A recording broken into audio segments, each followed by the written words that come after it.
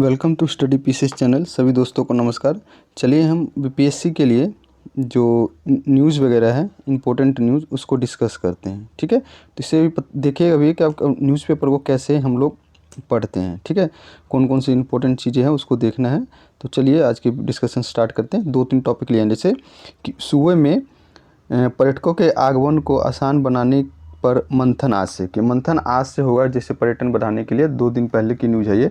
तो ठीक है, इसमें कहाँ कहाँ से कौन कौन से देश से लोग आएंगे, तो देखिए जुटे नेपाल, बांग्लादेश, श्रीलंका और बाकी देशों के लोग भी यहाँ पर प्रतिनिधित्व करने के लिए आ रहे हैं। ठीक है, तो इस न्यूज़ में हमें ये क्या देखना है कि मेन इंपॉर्टेंट है यहाँ का कि क्या कहाँ मंथन हो रही है, नहीं, मेन इंपॉर्टेंट है कि बिहार के कौन कौन से प्लेसेस है जहाँ पर टूरिस्ट विजिट कर सकते हैं। या इस टाइप के मीन्स के अंदर अगर क्वेश्चन आता है कि बिहार के अंदर जो आपको टूरिज़्म डेवलप करना है, टूरिज़्म को डेवलप करना हो, तो क्या क्या स्टेप ले सकते हैं और किस किस क्वेश्चन को आप देख सकते हैं। और इसी प्रकार से अगर आपसे इंटरव्यू के ड्यूरेशन भी अगर कोई कुछ क्वेश्चन पूछा जाता है कि आप अगर बिहार में कोई आता है तो आप कौन कौन से एरिया को सजेस्ट करेंगे। जैसे बहुत सारे फेमस एरिया, जैसे गया का जो बुद्धा टेम्पल बोल देंगे, नालंदा यूनिवर्सिटी बोल देंगे, और कुछ कुछ नए नए चीज़ें कौन कौन से हैं तो उसके बारे में कह सकते हैं। तो देखिए, जैसे जो विशाल स्तूप कहाँ का है, तो आपका जो यहाँ का स्तूप है, राजगीर का स्तूप, यहाँ पर घूमने की हो सकती है।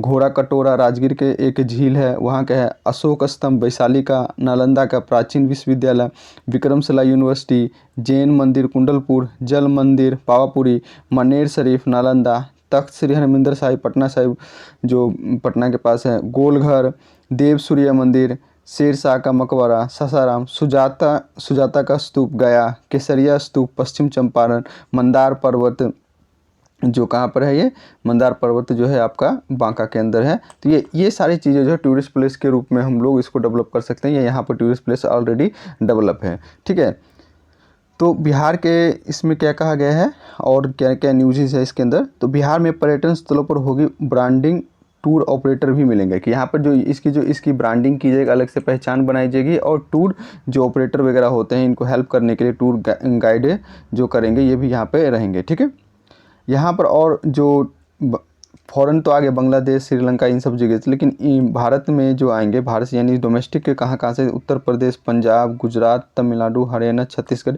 इन सभी लोगों से यहाँ पर विजिट करेंगे। और 100 से 1000 से अधिक टूर ऑपरेटरों और ट्रैवल एजेंटों के भी इसमें भागे रहेंगे, क्योंकि बहुत सारे टूर ऑपरेटर भी आएंगे और ट्रैवल एजेंसी वगैरह जो बहुत सारे देखते हैं कि टूर एजेंसी वगैरह होती है जो आपको पैकेज के फॉर्म में प्रोवाइड करवाया जाता है कि इतने दिनों के लिए इतना पैकेज, तो वो सिस्टम भी यहाँ पर की जाएगी। ठीक है, और क्या क्या जानकारी है यहाँ पर, तो प्रसिद्ध आयोजनों की दी जाएगी जानकारी, कि यहाँ पर कौन कौन से आयोजन किए जाएंगे, इन सभी की जानकारी यहाँ पर दी जाएगी। ठीक है, और इसके बारे में कुछ इम्पोर्टेंट है, देखिए जैसे सांस्कृतिक कार्यक्रम के इंफ्रास्ट्रक्चर प्रोग्राम वगैरह, ये सारी चीज़ें यहाँ पर आपको डेवलप्ड की जाएगी। ठीक है, 2 दिवसीय में पर्यटन के जो उद्योग से जुड़े यानी व्यावसायिक जो कमर्शियल एक्टिविटी है उसके लिए भी पर्यटन के लिए यहाँ पर व्यवस्था की जा रही है। ठीक है, चलिए नेक्स्ट देख लेते हैं। नेक्स्ट है कॉमनवेल्थ की जो यूथ काउंसलिंग होगी, कॉमनवेल्थ की तो यूथ काउंसलिंग, उनमें जानवी का किया चयन, जो 56 देशों से आए आवेदनों के बीच जानवी का चयन होता है। कहाँ पर ये जानवी कहाँ की है, तो कॉमनवेल्थ यूथ काउंसलिंग जो है, जो यौन प्रजनन अधिकार लीडर के रूप में, किसके रूप में, तो यौन प्रजनन अधिकार लीडर के रूप में इनका चयन किया गया है। ठीक है, ये कितने साल के है, तो जानवी सिर्फ अभी 17 साल की लड़की है। ठीक है, अब वैश्विक इसके लिए किसके लिए किया गया है, तो वैश्विक जो लैंगिक समानता कार्यकर्ता और मिस टीन इंडिया 2000 के रूप में पहचान बनाने वाली, इसके लिए जानकारी रखा है कि कैसे है। तो जो वैश्विक लिंग वर्ल्ड स्टेज पे आपको जो लैंगिक यानी जेंडर इक्वालिटी है उसकी बात कही गई थी, और ये मिस टीन इंडिया 2022 के में भी चयनित होने वाली है। ये किससे रिलेटेड है, तो ये जानवी ही है। ठीक है, राष्ट्रपति पुरस्कार भी इनको, जो राष्ट्रपति पुरस्कार से भी सम्मानित किया गया है इनको। ठीक है,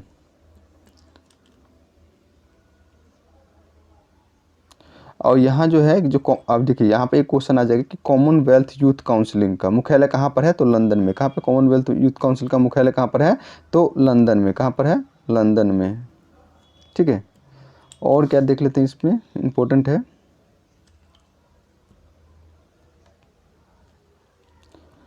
ठीक है, इन्होंने क्या किया था कि जो काउंसलिंग पर जो ईमेल के माध्यम से जो काउंसलिंग के जो प्रतिनिधि सानिया हैदर को सिकोही ने दी। ठीक है, कि कौन थे? सानिया हैदर सिकोही। काउंसलिंग प्रतिनिधि कौन है?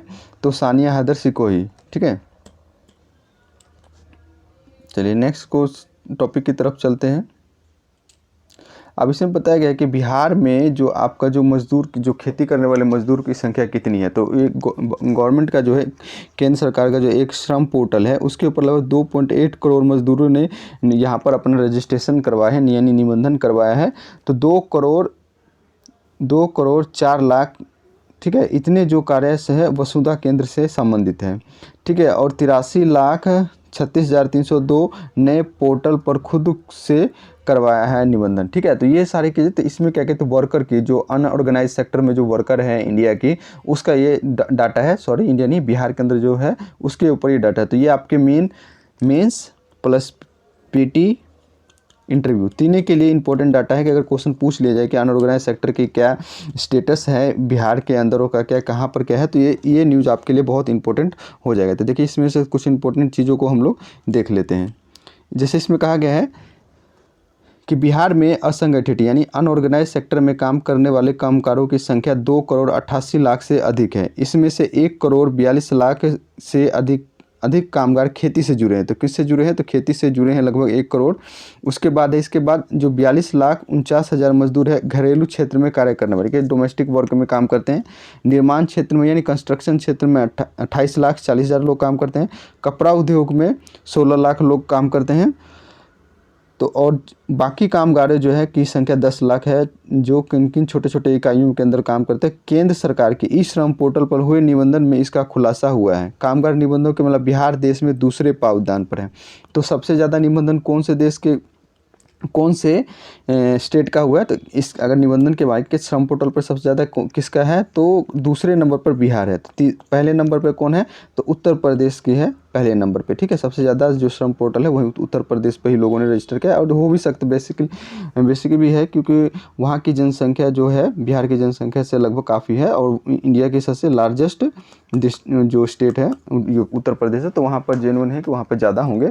ठीक है, तो इस प्रकार के न्यूज़ पेपर आपको तैयार करने होंगे जो आपको पीटीएम में सभी चीज़ों में आपको काम आएंगे। ठीक है, उसके बाद है कि जो कामगारों की संख्या, यानी कि जो निबंधन कामगारों के सबसे अधिक 18 से 40 वर्ष वाले जो कामगार हैं इस उम्र में कितने हैं? तो इसमें लगभग 65% लोग हैं जो 18, यानी कि यंगेस्ट पॉपुलेशन कितनी सबसे ज़्यादा है कि 18 से 40।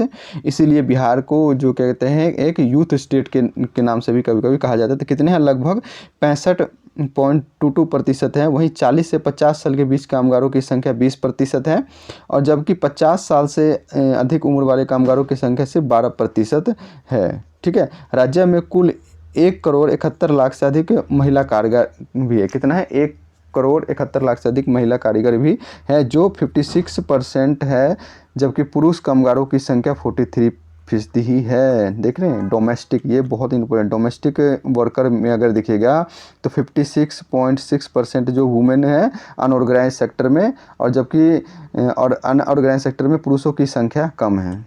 ठीक है, आगे देखते हैं। राज्य में सबसे अधिक कामगार वर्ग पश्चिम चंपारण में। यहाँ से अगर क्वेश्चन एक पूछे कि सबसे ज़्यादा कामगार कहाँ पर है, तो पूर्वी चंपारण में, इस चंपारण में है। जिले में 13,77,000 से अधिक कामगारों का निबंधन करा है। दूसरे पायदान पर मुजफ्फरपुर है। क्या दूसरे पायदान पर कौन है? मुजफ्फरपुर है, और तीसरे पे समस्तीपुर है। ठीक है, चौथे पायदान पर मधुबनी से 12 लाख लोगों ने, तो पटना में 11,68,000 किया गया। कितना? 11,68,000 कामगार है, और गया में 60 लाख है। तो ये सारे देख ले, अपने ज़िले का आप देख लीजिएगा। ठीक है, ये इंपॉर्टेंट है। तो ये सारे न्यूज़ हम कवर करेंगे। तो इस प्रकार से आप देखिएगा कि न्यूज़पेपर को कैसे पढ़ते हैं। तो ऐसे ऐसे न्यूज़ जो होती है उनको आपको कलेक्ट करना होता है, और यहाँ से आपको नोट्स बनाने पड़ेंगे। ठीक है, चलिए तो मिलते हैं आप अगले वीडियो में। तब तक के लिए जय Hind, thank you so much. मिलते हैं नेक्स्ट वीडियो में।